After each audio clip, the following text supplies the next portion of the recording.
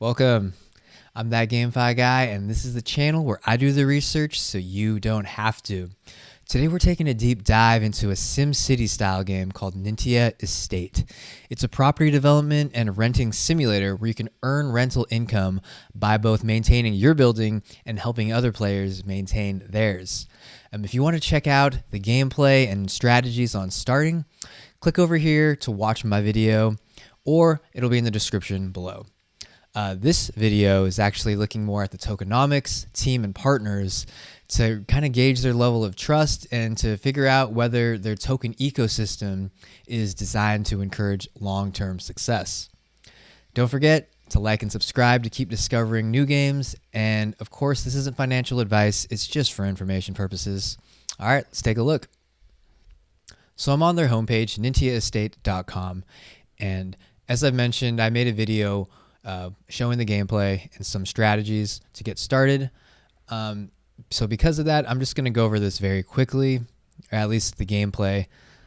So yeah, you're basically buying land and building cities or buildings on top of the land. And the renters which are non-playable characters, they kind of stay, and that's how you earn your income. What happens is the properties need regular maintenance, such as cleaning or repairing. So in order to maintain the ROI, the full ROI, you need to keep that upkeep going. And the cool thing is that you can help other people maintain their property as well. So it kind of creates a kind of a collaborative, not collaborative, but just an ecosystem where people are incentivized to help others, which is kind of a fun ecosystem to be a part of, I feel. Yeah, so scrolling down, you can see the different land and buildings.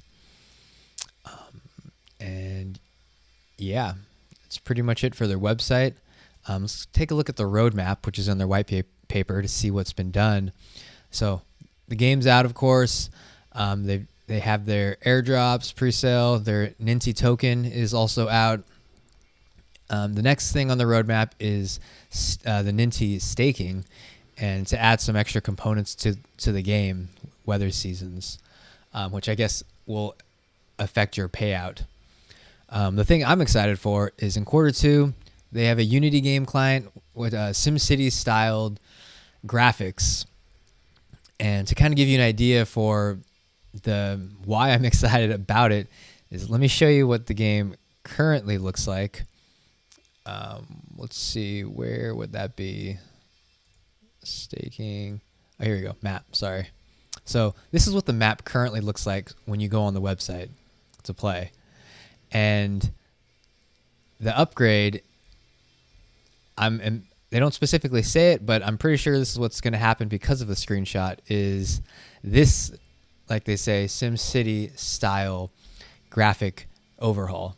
So it's pretty obvious that this is just much better and way more engaging than looking at this kind of 2D style board.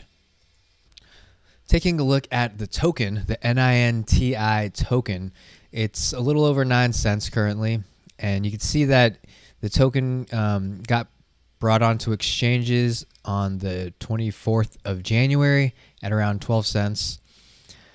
So it's currently a little bit below that original listing price. It has a fully diluted market cap of around $94 million, which doesn't seem too small or too big, especially compared to the other tokens that are out. And the volume is 102,000, the 24-hour volume.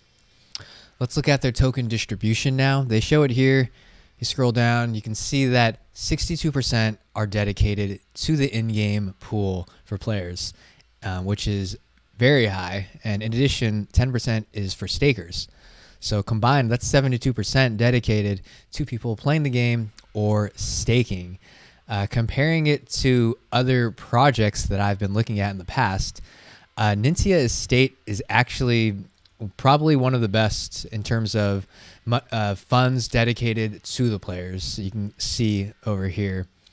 And they actually have the lowest dedicated to team and venture funds because of the fact that this number it was the original allotment, but since that happened, they've actually said that, here it is, on January 19th, 2022, they announced that all the tokens that belong to the developer team were burned.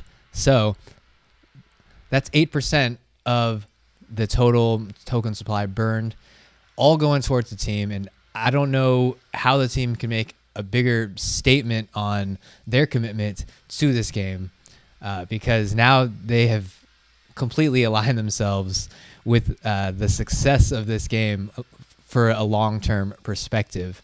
They can't just sell these tokens once they're initially released as the original intent. So that's a pretty cool and confident building measure that the team's done. In addition, and this one I'm not as excited about, but you can see on February 4th, they just went crazy and burned 500,000 tokens dedicated to marketing.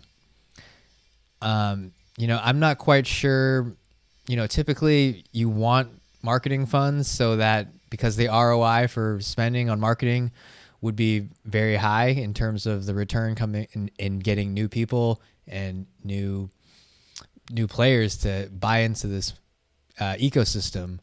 But 500,000 tokens in the grand scheme of things is a very small percentage. It's like 0.5% of the total marketing token allotment.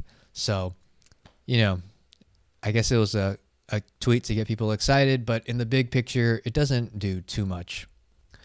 Looking at the token lockup periods, which is just further down below their token distribution, well, the team doesn't matter anymore since they burned all their tokens.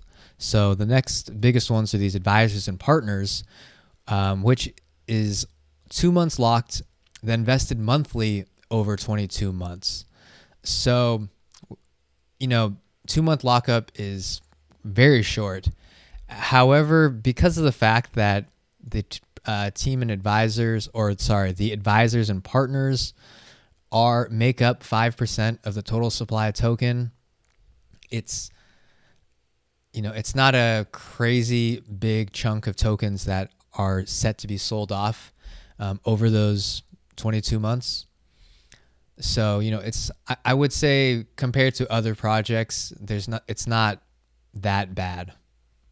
So now that we know the selling pressure coming from the investors, let's take a look at the in-game kind of economy and see where that buying and selling pressure may be coming from in the game. The first thing you have is the properties and land, which are the two main things you need to grow your income. And if you scroll down in the white paper, it says that 95% goes back to in-game rewards and 5% spent will be burned. And similar to the land that you purchased from the team, going down, 95% goes back to in-game rewards, 5% will be burned. So that's great. The only other way to get property and land is by buying it on the marketplace. And if you take a look at that, what they say is a 4% fee is charged or will be discounted to the listing price of every NFT in the marketplace. And that 4% fee will be reinvested into the rewards pool for players. So again, that money is either going back to the players or back to the rewards pool, which ultimately goes back to the players. One other thing to note is, if you may have noticed this NFT burning on the side here of the white paper, and that's not what that's referring to is destroying your house so that you can build a bigger one in its place. And what that's just saying is, if you want to destroy one of your properties, you'll receive 100 Ninti for each property that you burn. So everything we've talked about so far in terms of the token economy is great. Pretty much everything that you spend to buy land and property is going back into the player fund or being burned to help the player and to eventually make its way back to the player, which is great. So the only question is, well, how's the team making money? And I think the answer to that is they're making money in the maintenance of your property. So in order to earn the max potential on your property, you need to make sure that your property, your rooms are clean and maintained. And what happens is every day that gets reset. It's randomized. Well, the cleaning needs to happen every day, and the repairs are kind of random. And if you look at the white paper section, they kind of tell you like each time, where is it?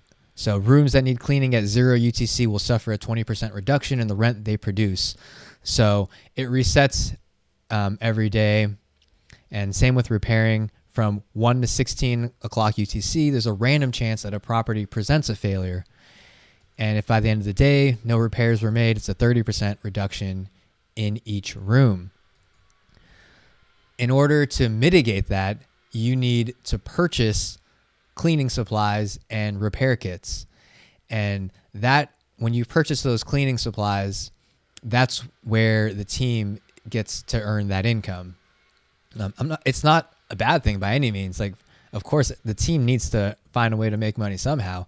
I'm just pointing out that this is, I think, where their income is coming from. And what's great is that the way this is set up, you can earn money actually by cleaning other people's rooms, and that's accounting for the costs of the cleaning and also the repairing material. So it's still a win for you to clean other people and repair other people's properties. It's just that those funds are going to the team. So just wanted to point that out. The other mechanism it's a similar kind of mechanism that they've introduced is electricity, which is you can spend, electricity is a bonus. It's not required. So you can earn a percentage bonus income on your property if you've paid for electricity that day. So that's another way for them to collect fees. But again, also, it gives you a bonus as well. So the net return for you is a positive. And they have some kind of future leaderboard, PvP player style tournaments that seem like will be happening soon.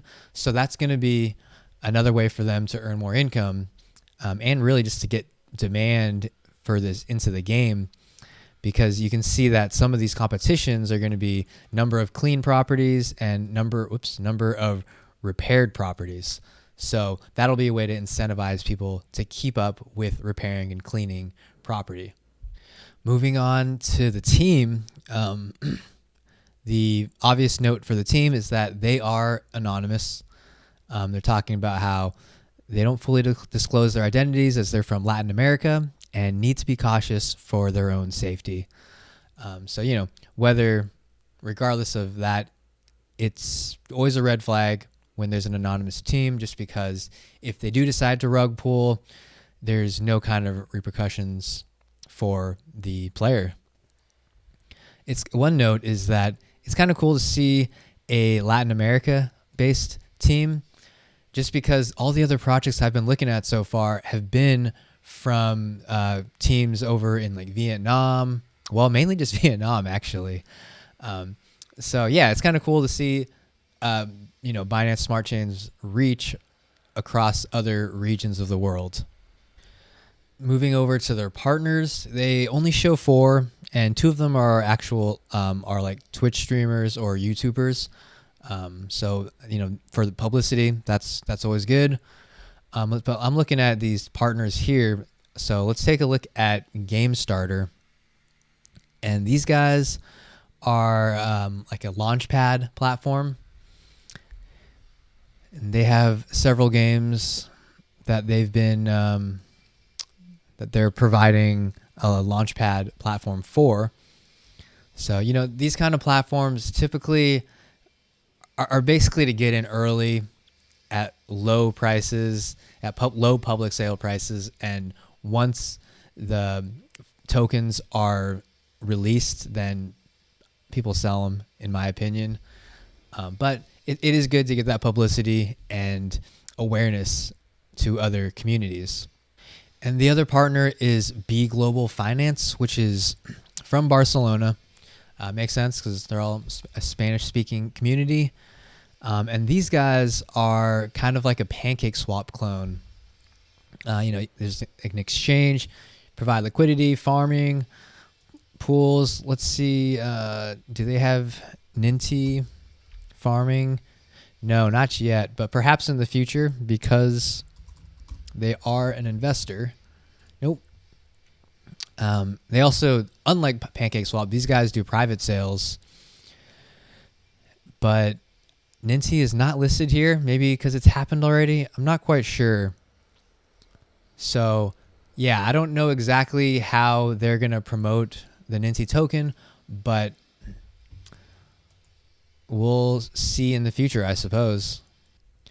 Looking at the smart contract audits, they do have those on the white paper. They have 3 audits, and they're all done by RD auditors. I hadn't heard of them, but if you go to their website, they'll show you kind of some of their portfolio. And the one that stood out to me was the fact that they audited CryptoBlades, which, you could, whether you feel that team is a success or failure, I don't think I've ever heard of their contracts being hacked. So that to me kind of showed, it made me feel comfortable with the fact that RD auditors seem to be a legitimate company. And lastly, you have the social channels. Nintia Estate, they actually have a much smaller social following compared to the other projects we've looked at, with 8,000 Telegram members, around 18,000 Twitter, and 25,000 Discord. One thing to note is that because they are a Latin American-based team, a lot of their tweets are in Spanish, but they do translate them to English most of the time. But a lot of the discussion involving this token is also in Spanish. But if you go to their Discord, there is an English section as well as other languages. So Discord's probably the best way to reach out and to communicate with other people in this community. All right, so to kind of summarize, pros, the team is committed long-term to the game, as shown by them burning their allotment of tokens. You can't make a more clear statement than that. The other things are that a majority of the tokens in this ecosystem are dedicated to the players, especially as tokens spent on all the NFTs all go back to the players or get burnt. They also seem to listen to their community.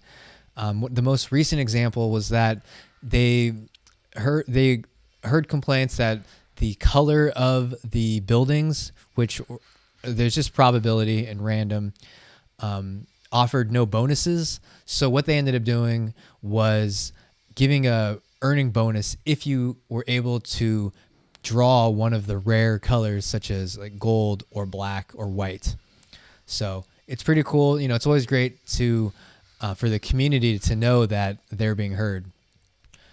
Cons to the project, the biggest one, there's an anonymous team. So that always increases the chance that there could be a rug pull. The other thing is that there's a pretty low social channel member count. I don't know if it's a factor of not having many VC partners or what, but what I do hope is that the marketing is going to ramp up after that graphics overhaul in Q2, because I feel like that's when you want people to see the game for the first time, with those beautiful like SimCity style graphics. So hopefully the low social channel members is a short-term issue that will get resolved with more marketing. That's about it. Once again, check out my gameplay video to see how to get started, and let me know in the comments below if you have any good strategies for this game, or if you want me to review and do a deep dive on any other projects. All right. Thanks for watching, and I'll see you next week.